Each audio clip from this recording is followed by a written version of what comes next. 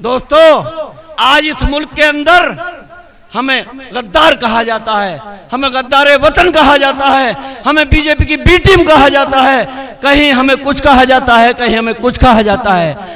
लेकिन मैं आपको ये बता दूं कि 74 बरस से जो गलती आप करते हुए आ रहे हैं, कहीं आप आने वाले वक्त में फिर मिसगाइड ना हो जाएं, क्योंकि दूसरी पार्टी वालों ने कुछ तीतर छोड़े हुए हैं यहाँ पर, जो तीतर अपनी ही कौम को बरगलाने और बहकाने का काम आपके बीच करने के लिए आने वाले हैं। आ चुके होंगे या आएंगे, आपको उन सबसे भी होशियार रहना है। शायर ने कहा है कि हमको इखलास व मसावात में ढलना होगा, वक्त नाजुक है, जरा सोच के चलना होगा।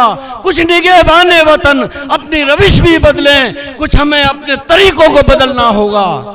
मेरे भाइयों, हम बीजेपी के लिए आरएसएस को खुला चैलेंज देना चाहते हैं कि हम आपसे वफादार वतन या मुहिब्बे वतन या देशभक्त होने की सर्टिफिकेट की हमें आपसे जरूरत नहीं है।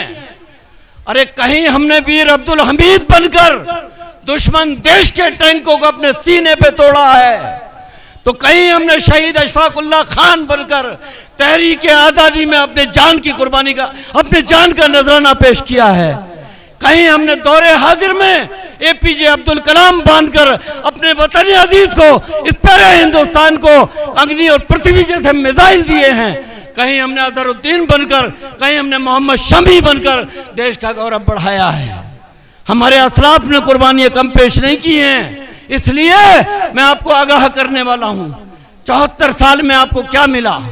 एक जनरेशन आपकी कब्रों में चली गई, दूसरी जनरेशन में हम जी रहे हैं। पता नहीं कब बुलावा आ जाए, कब क़यामे अजल आ जाए, कब रूह का फंसे अंसारी से परवाज कर जाए, क्योंकि कुरान पाक में इरशाद बारी ताला होता है, कुल्लु नफ्सिन ज़ाइक़तुल मौत, हर नफ्स को मौत का जायका चखना है।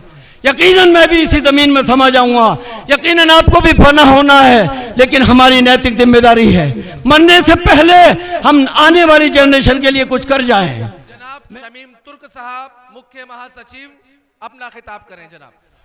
नहमदुहु व नुसल्ली अला रसूलिहिल करीम, अम्मा बाद, फ़अऊज़ु बिल्लाहि मिनश शैतानिर रजीम, बिस्मिल्लाहिर रहमानिर रहीम।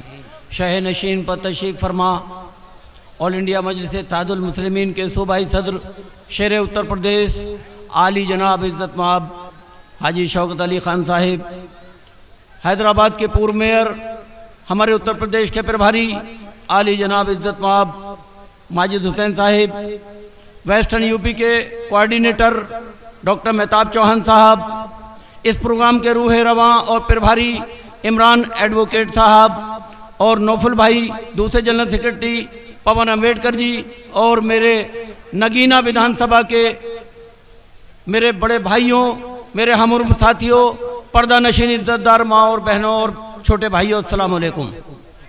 आपके बीच अभी आपके चहीते लीडर फ़ख्रे हिंदुस्तान बैरिस्टर असदुद्दीन ओवैसी साहब बहुत जल्द खिताब फरमाएंगे।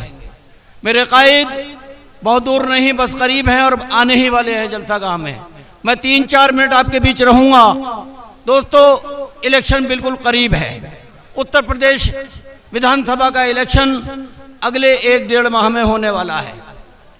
इलेक्शन का बिगुल, सियासी बिगुल बज चुका। मुख्तलिफ पार्टीज आपके बीच अपने अपने कैंडिडेट लेकर आ रही हैं।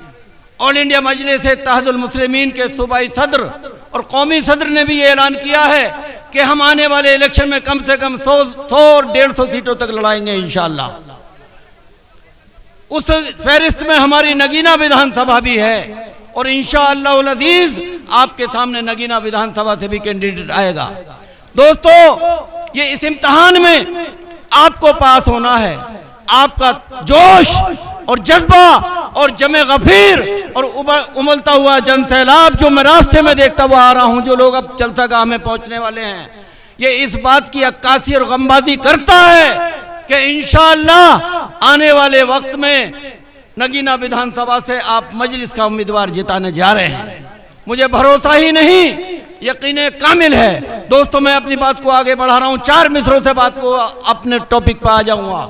दोस्तों, कुछ इस तरह से बात को शुरू करेंगे कि हुवैदा आज अपने जख्म पिन्हा करके छोड़ूंगा, और लहू रो रो के महफिल को गुलिस्ता करके छोड़ूंगा। और पिरोना एक ही तस्बीह में है इन बिखरे दानों को, जो मुश्किल है तो मुश्किल को तो उस मुश्किल को आसान करके छोड़ूंगा।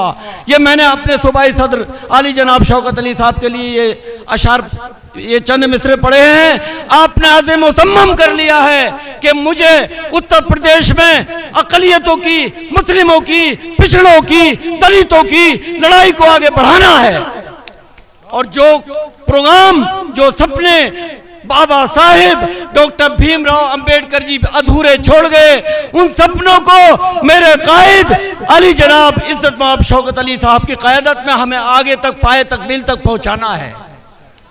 दोस्तों, आज इस मुल्क के अंदर हमें गद्दार कहा जाता है, हमें गद्दारे वतन कहा जाता है, हमें बीजेपी की बी टीम कहा जाता है, कहीं हमें कुछ कहा जाता है, कहीं हमें कुछ कहा जाता है। लेकिन मैं आपको ये बता दूं कि 74 बरस से जो गलती आप करते हुए आ रहे हैं, कहीं आप आने वाले वक्त में फिर मिसगाइड ना हो जाएं, क्योंकि दूसरी पार्टी वालों ने कुछ तीतर छोड़े हुए हैं यहाँ पर, जो तीतर अपनी ही कौम को बरगलाने और बहकाने का काम आपके बीच करने के लिए आने वाले हैं। आ चुके होंगे या आएंगे, आपको उन सबसे भी होशियार रहना है। शायर ने कहा है कि हमको इखलास व मसावात में ढलना होगा। वक्त नाजुक है, जरा सोच के चलना होगा। कुछ निगहबाने वतन अपनी रविश भी बदलें, कुछ हमें अपने तरीकों को बदलना होगा। मेरे भाइयों, हम बीजेपी के लिए आरएसएस को खुला चैलेंज देना चाहते हैं कि हम आपसे वफादार वतन या मुहिब्बे वतन या देशभक्त होने की सर्टिफिकेट की हमें आपसे जरूरत नहीं है।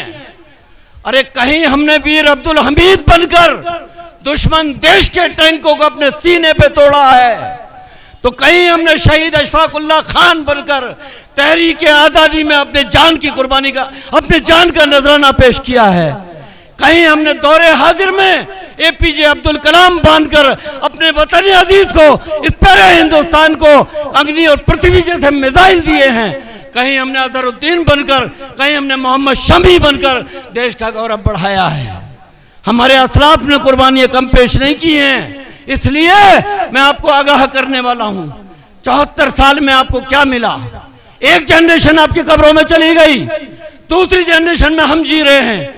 पता नहीं कब बुलावा आ जाए, कब क़याम अजल आ जाए, कब रूह कफ़से अंसारी से परवाज कर जाए, क्योंकि कुरान पाक में इरशाद बारी ताला होता है, कुल्लु नफ्सिन ज़ाइक़तुल मौत, हर नफ्स को मौत का जायका चखना है।